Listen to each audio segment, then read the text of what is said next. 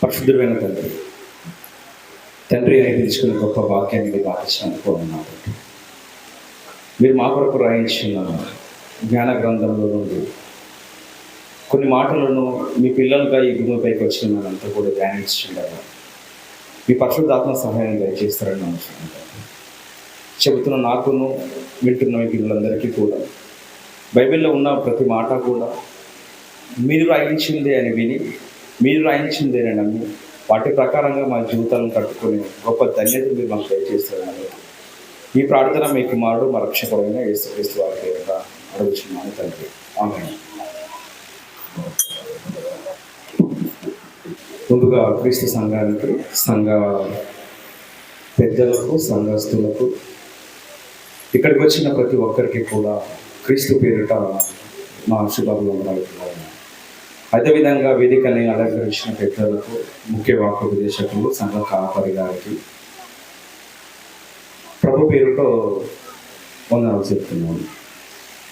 దేవుడు మన కొరకు రాయించిన జ్ఞాన గ్రంథం ఉంది. ముందుగా ఒక 10-15 నిమిషాలు మనం ఆలోచిద్దాం. దేవుడు ఏ విధంగా అయితే రాశాడో ఆ విధంగా మన జీవితాలను కట్టుకోవడానికి మనం ముందుకెళ్దాం.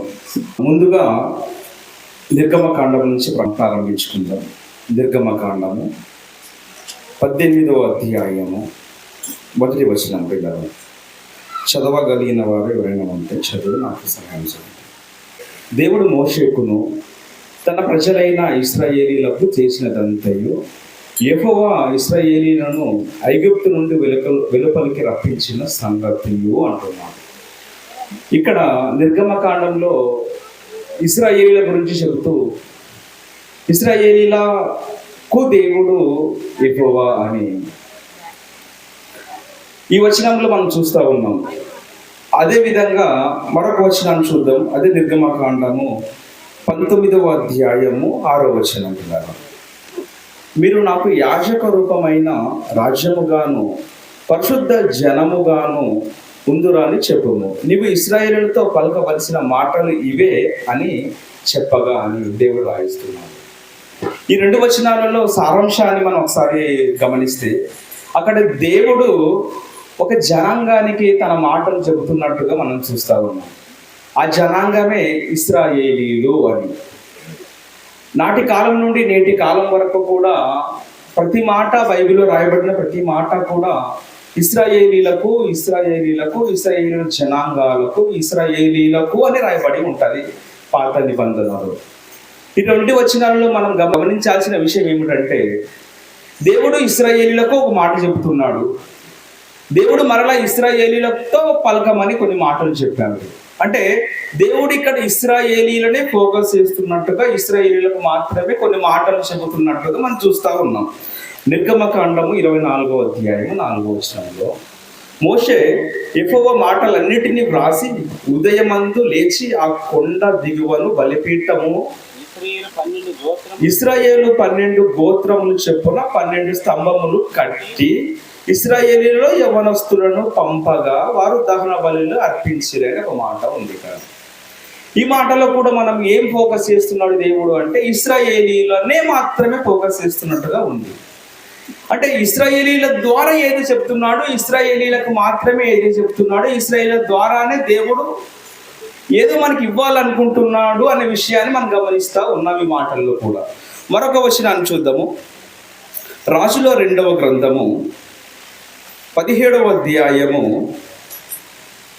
9వ వచనం. ఇలా రాజుల 2వ గ్రంథము 17వ అధ్యాయము 9వ వచనం.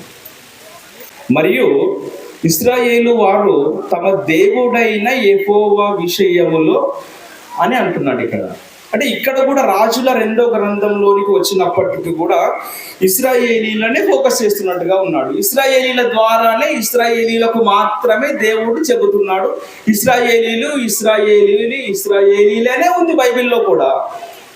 ఈరోజు వీటిని పట్టుకొని కొంతమంది ఏమంటున్నారంటే మీరేమో మన దేశంలో ఉంటున్నారు, కానీ బైబిల్లో దేవుడు మాత్రము ఇశ్రాయేలీలకు మాటలు చెబుతున్నాడు, ఇశ్రాయేలీలను ఆశీర్వదించాడు, ఇశ్రాయేలీలతో నా మాటలు చెప్పమన్నాడు అని ఇశ్రాయేలీలు అనే మాటనే చూస్తున్నాం అన్నంతా కూడా. వీటిని చాలా మంది తీసుకొని మీ దేవుడు ఇశ్రాయేలీలకు మాత్రమే దేవుడు, ఈ దేశానికి సంబంధించిన దేవుడు కాదు, వేరే దేశాలకు సంబంధించిన దేవుడు కాదు, ఇశ్రాయేలీలు ఎక్కడైతే ఉన్నారో అక్కడ వారికి మాత్రమే యెహోవా దేవుడుగా ఉన్నాడు, మాకి కాదు అన్నట్టుగా ఈ వచనాలను బట్టి చూపిస్తున్నారు. ఈ వచనాలు కూడా మనకు అదే విధంగానే తారహపడుతున్నట్టుగా మనకు కనిపిస్తూ ఉంటాయి. ఇంకా కొన్ని వచనాలను చూద్దాం ముందుకి. యెషయా గ్రంథము 30వ అధ్యాయము 15వ వచనంలో మరొక మాట చూపిస్తూ, ప్రభువును ఇశ్రాయేలు యొక్క పరిశుద్ధ దేవుడు యెహోవా ఇలాగూ సెలవిచ్చుచున్నాడు. చాలండి సార్. అంటే ఈ మాటలో కూడా యెషయా గ్రంథంలో కూడా కొన్ని మాటలు చెప్తూ ఇశ్రాయేలీల దేవుడు యెహోవా, ఇశ్రాయేలీల దేవుడు యెహోవా అని మనకు తారకపడుతోంది. ఈ పాత నిబంధన గ్రంథంలో ప్రతి మాట కూడా ఏ దేవుడు ఇశ్రాయేలుని ఎన్నుకున్నాడు గనక ఇశ్రాయేలు ద్వారానే ప్రతి మాట, ఇశ్రాయేలు దొరికిన ప్రతి ఆజ్ఞ, ఇశ్రాయేలు ద్వారానే ప్రతి జనాంగాన్ని ఆశీర్వదించినట్టుగా మనం చూస్తూ ఉన్నాం. ఈ వచనాలు కూడా మనకు అదే విధంగానే ఫోకస్ అవుతా ఉన్నాయి. ఈ వచనాల ద్వారా మనం ఏమి వింటున్నాము, ఏమి చదువుతున్నాము, ఏమి గ్రహించాలి అంటే ప్రధానంగా ఇశ్రాయేలీల దేవుడు అయిన యెహోవా అని మాత్రమే మనకు కనిపిస్తూ ఉంది. మళ్ళీ క్రొత్త నిబంధనలో ఏమైనా కానీ యేసుక్రీస్తు వారు వచ్చిన తర్వాత ఏమైనా కానీ మార్పు చేశాడా అనే విషయాలను ఒకసారి చూద్దాం. మత్తయి సువార్త 10వ అధ్యాయం 6వ వచనం, ఇశ్రాయేలు వంశములోని నశించిన గొర్రెల వద్దకే వెళ్ళండి అని అపోస్తులను ఏర్పాటు చేసుకున్న తర్వాత యేసుక్రీస్తు వారు ఒక మాట చెప్తా ఉన్నాడు. మీరు సువార్త ప్రకటనలకు వెళ్ళాలనుకుంటున్నారు కదా, మొదటిగా మీరు ఎక్కడికి వెళ్ళాలంటే ఇశ్రాయేలు దగ్గరికే వెళ్ళండి అంటున్నారు. అంటే యేసుక్రీస్తు వారు కొత్త నిబంధన తీసుకొని మన భూమిపైకి మనకు వచ్చి కొత్త నిబంధన అందరితో చేసి తర్వాత కూడా 12 మంది శిశువులని ఎన్నుకున్న తర్వాత కూడా అక్కడ మనకి ఏం కనిపిస్తుంది? యేసుక్రీస్తు వారు ఏం చెప్తున్నాడు అంటే ఇశ్రాయేలులో నశించిన వారి యొద్దకే వెళ్ళండి అన్నట్టుగా మాటలు మనకు కనిపిస్తున్నాయి. ఎబ్రీ పత్రిక 8వ అధ్యాయం 8వ వచనం, అయితే ఆయన ఆపేక్షించి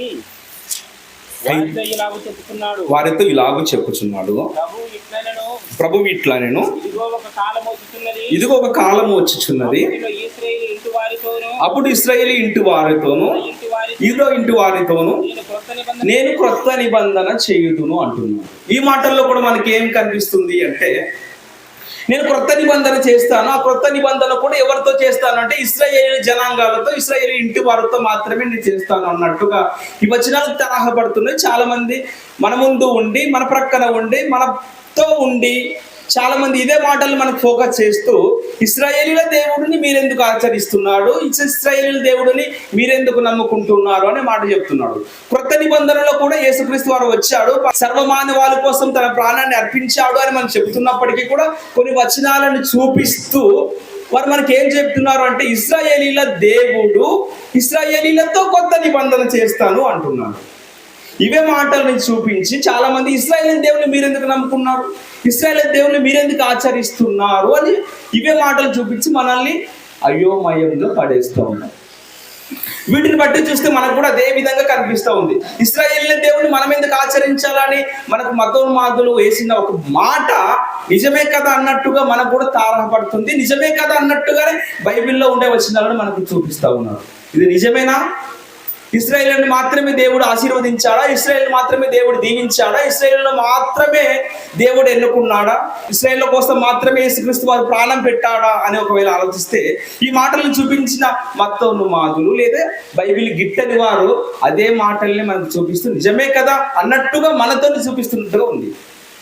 క్రొత్త నిబంధనలో యేసుక్రీస్తు వారు అదే చెప్పారు, పాత నిబంధనలో కూడా దేవుడు ప్రవక్తల ద్వారా అవి మాటలు రాయించినట్టుగా మనకు అనిపిస్తారు.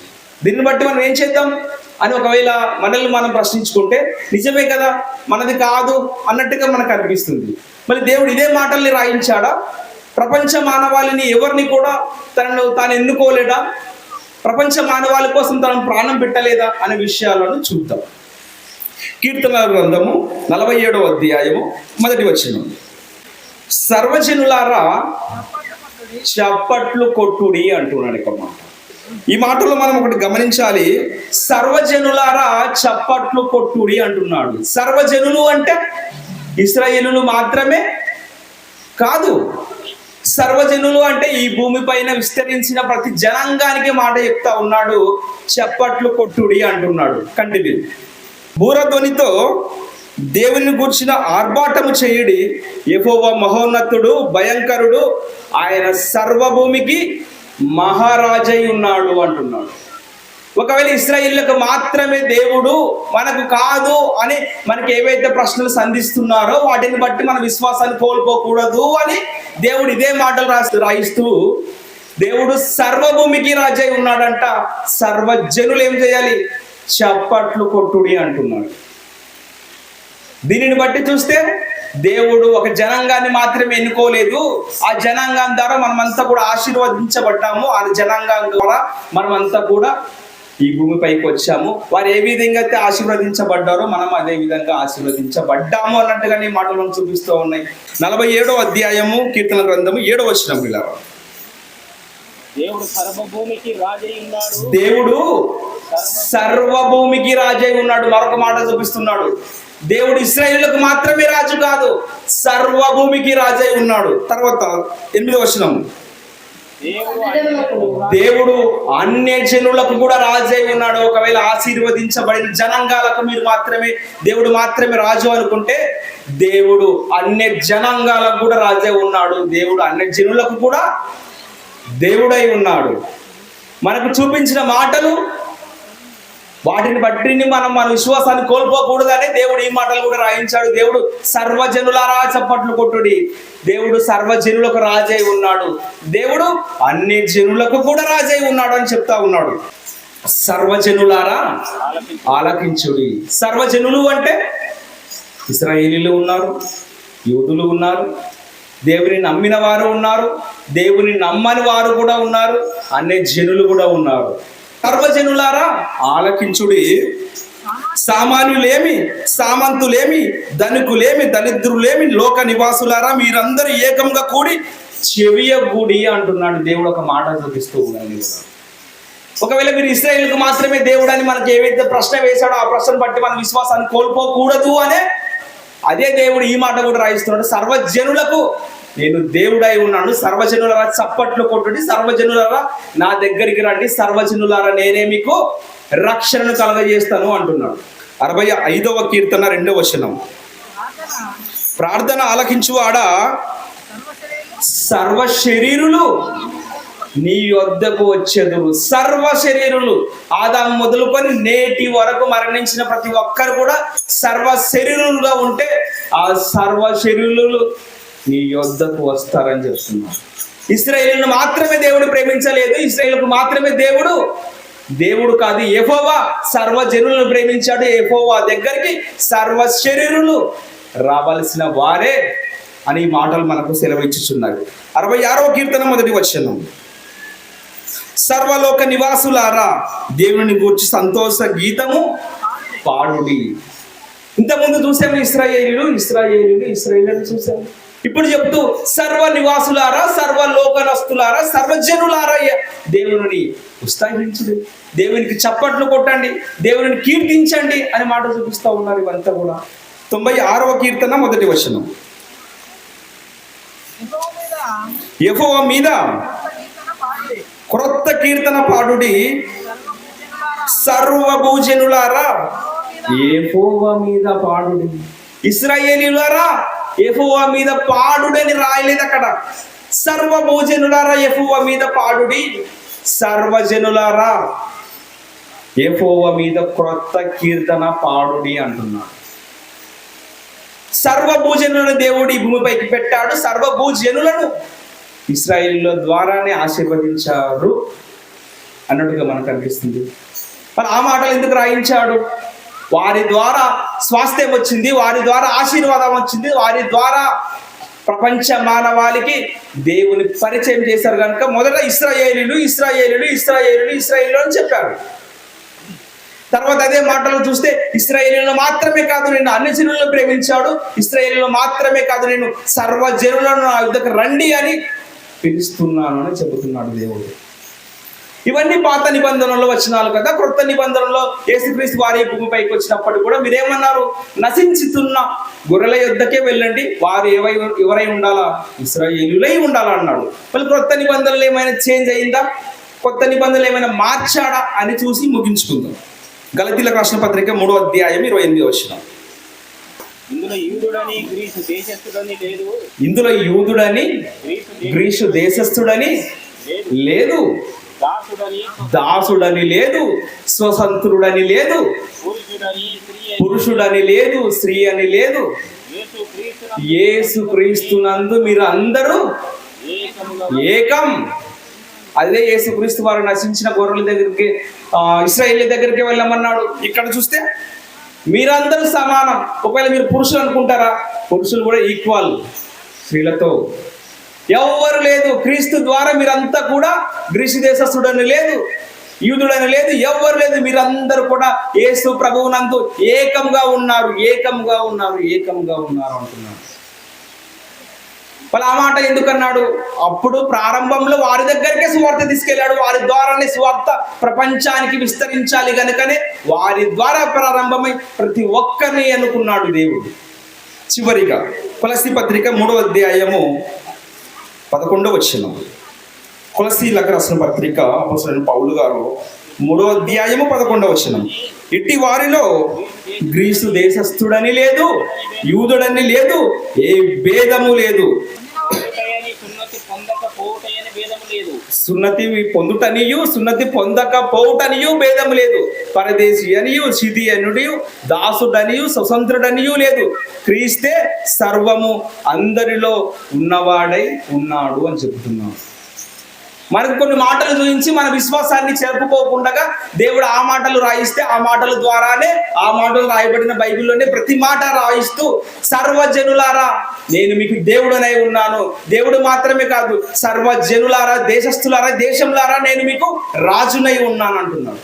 అదే మాట చూపించి మన విశ్వాసాన్ని చెరపగొట్టాలని ఎవరైతే చూస్తున్నారో వారందరికీ కూడా దేవుడు అదే బైబిల్లోనే విశ్వాసాన్ని చెరగొట్టే వారిని కూడా విశ్వాసంలోకి తీసుకురావడానికి ఈ మాటలు మన ద్వారా ప్రపంచానికి, సమాజానికి చెప్పడానికే మనల్ని ఈ తరంలో పుట్టించాడనే బాధ్యత బైబిల్ ద్వారా, దేవుని ద్వారా ఈరోజు నా ద్వారా మీకు గుర్తు చేస్తాము.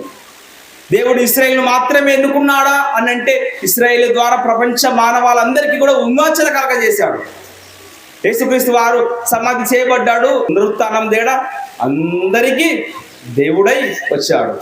ఇంకో మాట చెప్తూ నేను సర్వాధికారి అయిన దేవుడు అంటున్నాడు. సర్వాధికారం ఈ భూమి పైన దేవునికి అప్పగించాడంట దేవుడు.